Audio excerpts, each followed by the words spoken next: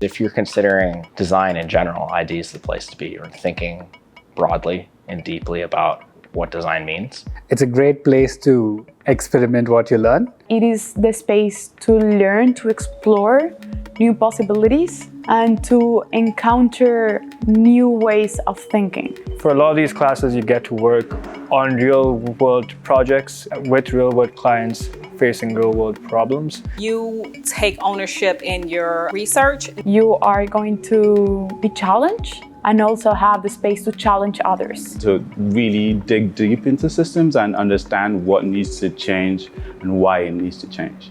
And you have an opportunity to explore that here with people that are passionate about the same thing. And classes and the professors and the community give you that opportunity to do so. If you like thinking about big problems, then come to ID.